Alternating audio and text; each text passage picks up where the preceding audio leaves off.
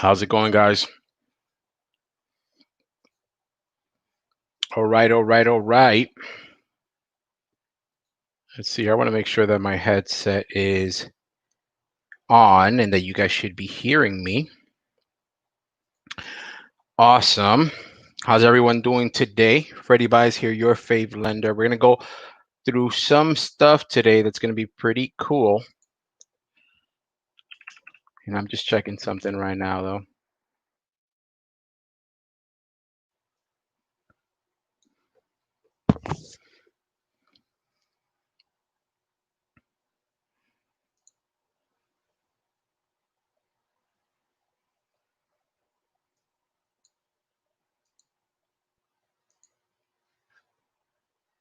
All right, all right, all right. Let's see here. All righty then. How you guys doing today? Freddie Buys, your favorite lender, coming at you. Red Cup Thursdays. It's just going to be me hanging out with you guys today. So, do me a favor. Omar, pana mío, ¿cómo estás? Do me a favor. Drop some comments, likes, shares. We're going to hang out maybe 15 or 20 minutes, and I'm going to go through some really valuable information of what's going on today in the market, what things we need to have really like top of mind, depending on what you're doing. Pero, mi hermano mío, ¿cómo estamos? Muy bien. Como ven, tengo todo seteado today for our Red Cup after hours. So if you're not following me, make sure you're following me, Freddie J. Baez on Instagram, and your fave lender también on Instagram. So the goal of our live today is open forum. Feel free to ask any questions. And we're going to talk a little bit about the home buying process. We're going to talk a little bit about what we're exposed to nowadays. We're exposed to a lot of different variables.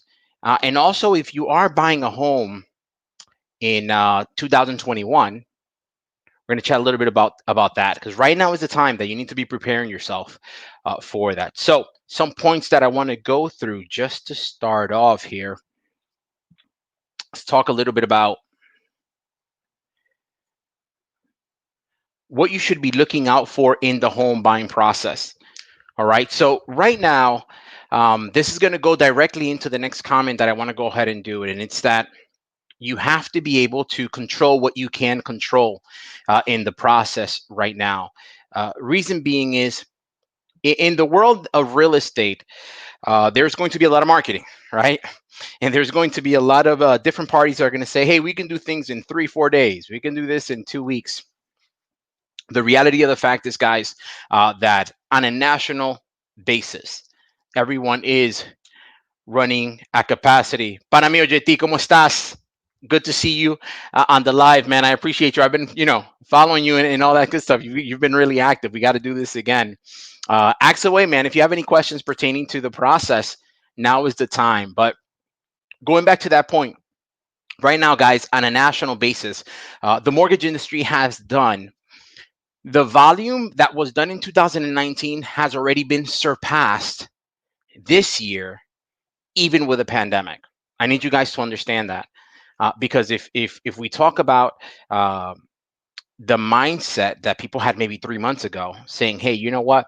I'm guessing less people are buying homes." No, guys, we're up about 130% on volume nationally. And it's gotten now to a very interesting situation in where you have a lot of people buying homes, but then you also have, from a operation perspective, right? You have people that are now working from home. And while some people can play at a really high level working from home, right? Some people can do a lot more while at home instead of the office. From what I've seen, a little bit more people kind of struggle a little bit with working at home, whether it's because I have 2 dogs of my own, and sometimes they want to come into my office and just hang out with me, and that distracts me a little bit, or life in itself is just really consuming maybe at the home. But when you have the increase in volume, right, from a national basis, and then you have maybe a little bit of decrease in efficiency, even though we all have the best intentions, that stirs up kind of a tough situation for the industry, in where we all can be super purposeful, But at the end of the day, there's going to be some things that are going to be super, super tough. So, uh, JT, thank you for the first question that we have here. So, what's the benefit of refinancing? So there's multiple benefits of this, and I'll go ahead and I'll paint a picture for you. So there's the original rate and term, right? And that rate and term is saying, hey, I originally purchased a home, let's say in 2018. And in 2018, the rates were higher fours, lower fives. Now the rates are somewhere in the twos and the threes, depending on about 37 different elements per person. But the idea is this: we want to obviously give the bank, don't tell them I said this, we want to give the bank less of our money, right? We want to keep more of our money in our pocket. And at the end of the day, if we are paying more interest, that means we're paying them more money for lending us the money. Now, as an investor, they are going to go ahead and engage what risk is, right? And hence that's how rates come about and all that good stuff. And a lot of back end stuff happens, mortgage-backed securities, tradings, and all that stuff. But the point is this: if you were going to go ahead and pay a 5% on a specific loan, right? Where now you're paying 3% on a specific loan, no matter which way you cut it, you're going to go ahead and save a ton of money. Could be, we've had savings of people that saved $180,000 in the life of the loan. Now, the main thing we have to keep in mind is that when you are refinancing, there's times in where you're resetting the clock, right? So you want to keep in mind that if you're already, let's say, 20 years into your 30 year, it might not necessarily make financial sense for you to go into a whole 30, right? You may want to refinance down to a 15 or a 10, depending on what the personal situation is. But for you to go ahead and have a better idea, feel free to reach out. Facebook, my page, my cell. I'm going to put it here towards the end. So feel free to ask me absolutely any questions. Now, that's the first structure, right? But then we have the situation in which, let's say you have 5 credit cards, and those 5 credit cards um, are all charging you, let's say, 16%, 18%, depending on what your credit is or was when you got them. You may be looking at 20%, right? If you have $10,000 in credit card debt or $20,000 in credit card debt, and you want to go ahead and eliminate some of those liabilities, you may be able to leverage or refinance to be able to pay some of that off. So all of a sudden, those $20,000 that they're literally charging you 20% on every single year, $2,000 just in finance fees every single year, boom, boom, boom, boom. Now you're getting yourself into a position in where you're spreading that out and you're paying, let's say, 3%, right? Just to talk a little bit in the middle of what's going on right now in the market. So that's going to make sense because this monthly payment here for these cards may be, I don't know, $500 a month. Where when rolled in on this side, it might be a $75 difference. So all of a sudden, you find yourself with another $425 a month that you necessarily didn't always have coming in difference every single month, right? So what can you do with that? Well, if we're talking financial planning, obviously I'm not a financial planner, and I have to disclose that. But a lot of people don't have retirement nowadays. What if that now became something that you're positioning yourself with for retirement, and where you're seeing a 6, 7, 8% return? I hope you're getting a 10% return, but just to talk averages, 6, 7, 8% for the next X amount of years instead of giving that money away, right? So different ways to refinance. The whole point, though, is for you to make sure that you ask the questions like you did, JT. Thank you very much, because this is what I do for a living. And at the end of the day, I'm going to just want to pour value back to you guys so that you're well positioned, whether it's with me, with anybody else, it doesn't matter. You can be in Alaska right now, and you're going to find someone there to serve you that's going to play at a high level, but make sure you have the knowledge, because knowledge is power. JT, excellent question. Thank you very much for that. So any of you guys watching, drop another question. I'll be more than happy to go ahead and answer it for you. So talking about control in the transaction, right? Because right now I have the amount of of volume that we have going on is insane. What's going on? What's going on, Lonnie? How's it going? Good to see you. Thank you for coming through. Make sure you ask any questions that you guys may need some clarity on, okay? And let's see here. JT, boom. Do you recommend paying a house off? You see, great question. That is a great question because if you're talking about wealth building, um, there's an old saying, and this is not true because there's been many, many millionaires that have leveraged, for example, bankruptcy to better position themselves. But there's the saying goes, wealthy people earn interest, they don't pay interest, right? Now, again, it's different for everyone, and there's different strategies, and that's the beautiful thing about this country. You're going to want to speak to a professional about what's going to go ahead and be the best for you and your financial goals. However, if you are going to go ahead and find yourself making a higher return on your money somewhere else and you have the liquidity, my advice as a professional would be always position yourself to make the most money on your money. However, here's something that I like to always keep in mind. In the case that you're a business, let's say, and you have $100,000 in your operations account, right? That's where you're operating from, and that's the liquidity that you need because at the end of the day, maybe one month 50 go in and then 75 come in. I'm sorry, 50 go out and then 75 come in. You're running a business, right? Now, in that situation, we say, Freddie, well, I owe 200,000 on my house. My operating account has now 200,000. Should I just grab that 200,000 and pay off the house? The reality is, well, you need to run your business to be able to go ahead and continue earning your money. So every situation will be different, but you're going to want to go ahead and put it all on paper in black and white and be able to compare things and see, well, you know what, this makes sense for me because I may be paying 2% on this particular money, but if I go and put that money in my retirement account after speaking with your financial advisor, now you're getting 7 or 8% back on it. If liquidity is on your side, if you have savings, if you have money, then hey, you know what? That's a better position. Yeah, I would agree with that, right? But that's not always the case. You know what I mean? So great question, JT. That's always something that, me and you can always chat about and we can compare. Hey, you know what? A, B, and C, this is what it looks like. Let's loop in that your financial planner so that they can give their opinion. I give my opinion, maybe even your CPA. We all work together here so that we can have a game plan for you on how you may be able to leverage the asset, may be able to use the funds to be able to get the highest return. The name of the game for wealth building is always getting the highest return on your money. All right. I appreciate the question for sure. So Lonnie has a question here, which is, I've noticed many homes at good prices, but the taxes would kill the deal. Do you think if a house is on the market long enough, you can talk to the sales price down so that the taxes fit into the deal? Excellent question. And I'm going to answer both from I'm going to answer from my lender perspective, which is what I actively do now. And then I'll give you from my previous experience as an agent, which is what I was prior to doing this, as you know. I'll give you both sides, right? So on our side, the lender is going to always tell you, hey, listen, I can only see the box right now when it comes to your financial structure.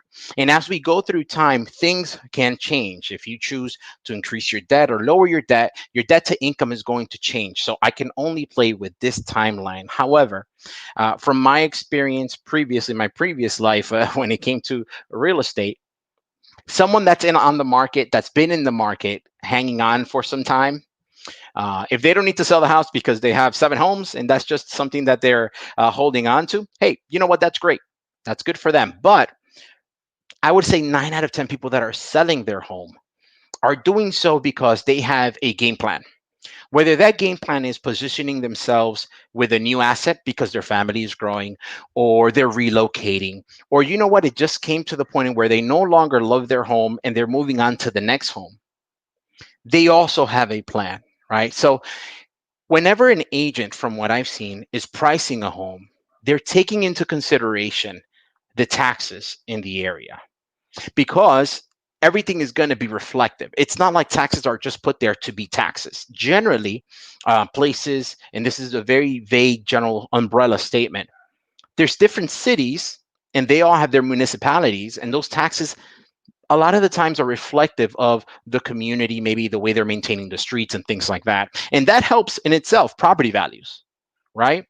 But in the world that we're in today, depending on the price point that you're in, if someone is overpriced in the market, right? Then at that point, they're going to feel that, because the market is who tells you what the value truly is, right? Now, an appraiser does that for the financial contingency things, right? But if you are someone that is in the market selling, and at the end of the day, you've been on the market for 90 days and no one has submitted any kind of offer, you might be overpriced, or there's just something else going on with the house that at the end of the day doesn't work. So the short answer to your question would be, if they've been on long enough, I would think there may be some adjustments they can do. And one of the points that you may be able to make would be the taxes for that particular home are maybe a little bit high. I'm going to cover something that's like homesteading, and that I'll bring on an attorney for that so that he can tell you a little bit more about the laws and stuff. But this tends to happen a lot with homes that are being flipped. They'll have these higher taxes for financing purposes. We'll have a higher number to work with instead of the lower numbers. Where if a house has been owned for 20 years and someone has been homesteaded there for financing purposes, we're going to use what's on literally on the property taxes or their trim notice, and those taxes from 20 years ago and slowly creeping up, they'll be lower. So for qualifying purposes, you may be able to fit in the box within those taxes. That's a lot of information, I know. So if you didn't understand anything or didn't understand part of it, feel free to drop anything you want me to clarify, because that is definitely a moving piece there. All right. So going back to the question that we were talking about, controlling what you can control, guys, right now, because the industry is definitely running at capacity, no matter how good your operation is, it's super important for you to have your ducks in a row in the beginning. Making sure that you're asking the right questions like you guys are doing today in the beginning, so that we can all work together in making sure that the taxes are in place, that your pay stubs are in place, that the bank statements are in place, that you have a you have very good clarity on what a mortgage payment actually is, right? A mortgage payment is not just one number, it's a combination of numbers. I actually call it the sandwich exercise, and it might sound funny, but that's exactly what I call it. No matter the loan amount, no matter who it is, at the end of the day, a mortgage has multiple layers, and no one, not anyone that I know at least, eats a sandwich with nothing in between it, right? So you'll have your principal and interest, which would be the bread, right? And then you'll have your homeowner's insurance, which may be the tomato. And you may have your real estate taxes, which will be the lettuce, and an HOA, which will be the ham, and maybe some flood insurance, which would be the cheese, right? So all of these things come together at the end of the day to get you that sandwich. And that sandwich is what your mortgage payment would be. And that is what we use to calculate debt to income. So if you want a little bit of clarity on that too, feel free to reach out to make it happen. Let's see. Uh, Lonnie's saying 6 to 8K taxes in some areas. Yeah. You know what's it's interesting here in Broward County and Miami-Dade. The taxes are definitely more aggressive, right? We did a lot of sales in West Central Florida when I was on that side of things, on the selling side, and the taxes were a lot less. I think the house that we purchased that was built in like 2006, 2007, it was relatively not, it was an old home. I think it was like $2,200 a year in taxes, and that was in the Tampa Bay area, right? So taxes seem to be a lot friendlier over there than they are here. So those things vary. Make sure that you're speaking to your real estate professional, because it's very important for you to have access to current listings and being able to see lower taxes or higher taxes. Another point that we can make with that is there's going to be a higher demand generally for homes to have that lower taxes out in the market, as long as they're priced accordingly. So keep that in mind, because those numbers are going to help individuals qualify. You know, awesome question, guys. Keep them coming if you have any other question here that you may have. So I wanted to, let's see here, cover. All right, cool. So yeah, I'm going to finish a little bit on that thought, which is controlling what you can control. At the end of the day, having all your ducks in a row. One thing that we're seeing right now is that we can't necessarily control all third parties. Um, in the last, I would say, 45 days, appraisers have taken a little bit longer to be able to get these reports back. Now, don't get me wrong, you can always rush a file, and someone can come up here and say, well, Freddie, I get my appraisals back in 48 hours. Congratulations. The reality is that's not going to happen on every file. They are going to take 7, 10 days, depending on what the situation is. So giving yourself ample time in your contract is going to be super, super important. Making sure that when you're speaking with your agent and loop me in and we all talk, we have a clear sense of what it's actually taking to close nowadays. Now, we've been blessed. For example, this month, I think we're the 6th of the month. Our team has been closing a loan a day at this point, right? A home has been closing a day, and I think we have another one for tomorrow. And I think that next week is booked too when it comes to closings. So they're getting closed, guys. The thing is, are we positioning ourselves in the best way throughout the process so that it can be the least emotional that it can be for you guys, right? So make sure we're all connecting to make sure that to ask those questions and to work on that together. JT, thank you very much, man. As you know, I have your back. So anything that you need, call, text, email, we'll make it happen, buddy. Good to see you, by the way. Um, all right, so let's see here. All right, so I wanted to chat a little bit about this too, and I promised it was going to be maybe 20, 25 minute show today. Um, we will be doing Red Cup Thursdays after hours today, guys, on Instagram.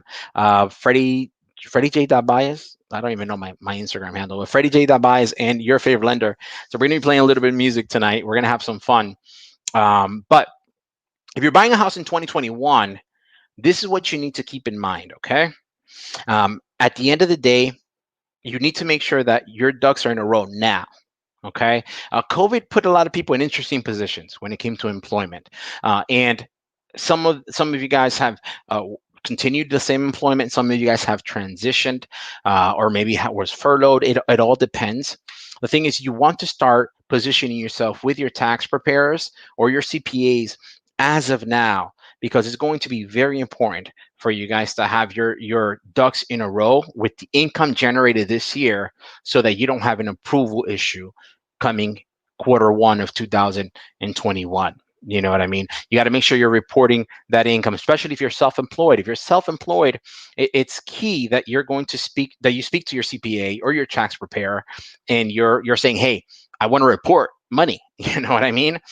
There may be a write-off that you normally take that you may not want to take this year because you need to show a specific bottom line. So preparing early is a lot better than being late to the party.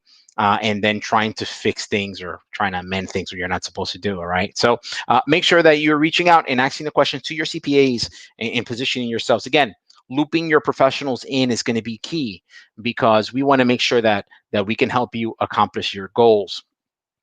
So, question from Lonnie: how many days is a pre-approval good for? Great question. So, once, let's say an application is done today, right, the beginning of August, a pre-approval is generally good for about 90 days. All right. Now, it can stretch itself to about 120, but I generally like to tell the consumer 90 days. The reason being is, eventually, if you do get yourself into contract day 85, there's going to be another pool that's going to affect, just because we're going to do supplements and do another pool to make sure that you haven't purchased another home somewhere else and things like that. So 90 days is key. And I would say 6 months is generally the time you want to start thinking about, how can I position myself for that home buying process. So that's covering most of what I wanted to cover today. Lonnie, thank you very much for the questions. JT, anyone that sees this streaming later on, which is I try to run these videos for about 2 weeks, do me a quick favor and just share the video. The point of this is, again, to inform the public and make sure that we're providing value back to you guys, and that you know that we are an open book. We literally have clients at times that come to us a week before they're closing, and at the end of the day, we're going to be here as a resource. If their lender can close it for them, there's been many a times that we say, hey, go back to your lender and tell him to do this or that, and that it should be able to work. And guess what? Even though they closed over there, they were able to close and get into their home. And that's what's most important. It's getting you guys to that next step. So I appreciate you tuning in.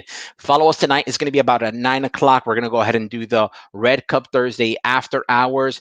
I'm going to relax a little bit and wind down, and you guys will see me there. I think we're going to have some bachata going on tonight. So Freddie J. Baez or Your Fave Lender on Instagram.